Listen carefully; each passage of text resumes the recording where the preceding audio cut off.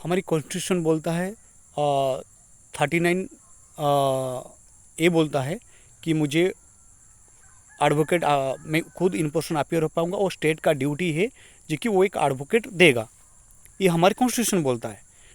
और हमारा जो BNSS है 339 सबसेक्शन 2 भी ये बोलता है मैं खुद अपीयर हो सकता हूँ या स्टेट की तरफ से मुझे एडवोकेट दिया जाएगा। उसके बाद हमारा एडवोकेट एक्ट भी बोलता है 32 जो मैं खुद अपीयर हो सकता हूँ या स्टेट का भी ड्यूटी है।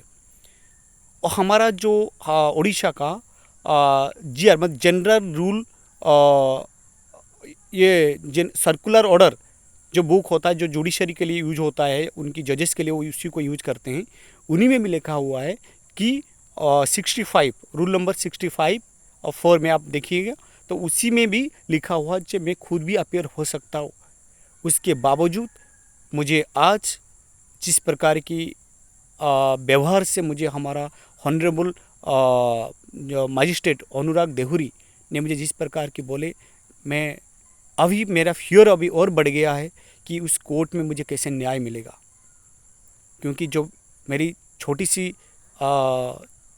एक प्रेयर था, मेरी इतनी सारी बहुत जब फाइनेंशियल हार्डशिप में हूँ तब मेरी बात सुना नहीं जा रहा है और मेरी फैक्ट्स एविडेंस के साथ कैसे सुनेंगे मुझे भी पता नहीं, मुझे कैसे न्याय मिलेगा। और मैं ऑलरेडी एक स्टूडेंट लॉ स्टूडेंट हूँ, उसके साथ साथ मैं नॉर्मल सिटीजन हूँ।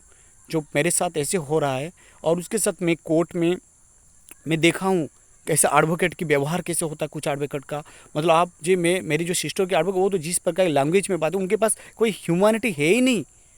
या हमारे उदड़ा तहसीलदार है, उन्होंने तो मेरा उसकी वो तो मेरे जैसे बात करते मुझे भी लज्जा आ रहा है। उन्होंने तो मेरा जो स्टाइपेंड की जो मेरा उम्मीद था, मैं कॉलेज का फीस भरने वाला था, वो भी मुझे प्रोवाइड नहीं किए।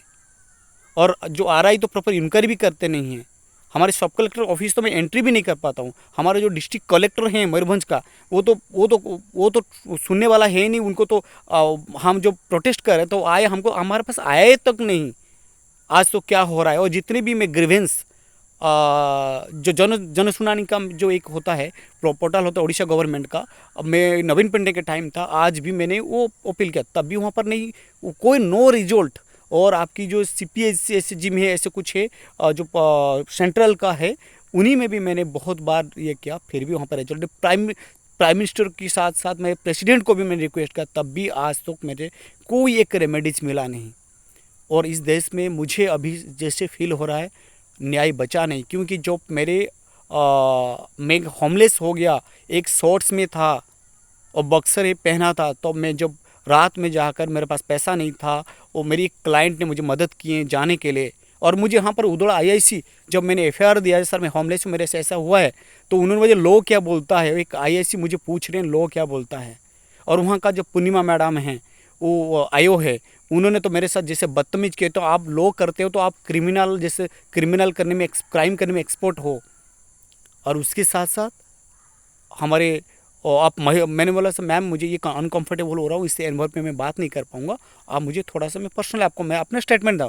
और आप महिला के साथ आप ऐसे अकेला में बात क्यों करेंगे, उस टाइप का एंगर में आ गए। उनकी पर्सनल इंसिडेंट मेरे इंसिडेंट के साथ वो मैच कर रहे हैं, तो और मुझे सजेशन दिया। और उस टाइप का माहौल में मैं अपना स्टेटमेंट कैसे रख सकता हूँ। और एक सुस्त मानसिक, तो मैं ऐसे एनवायरमेंट में बात नहीं कर पाता कभी भी। और उसके साथ साथ मैं अभी तो इतना डरा हुआ हूँ क्योंकि इतनी बड़ी सिस्टम के साथ मैं कैसे फ़ाइट करूँ मुझे पता भी नहीं हो पा रहा। और मेरे पास इतना भी फाइनेंशियल कंडीशन नहीं है मैं फ़ाइट कर पाऊँ।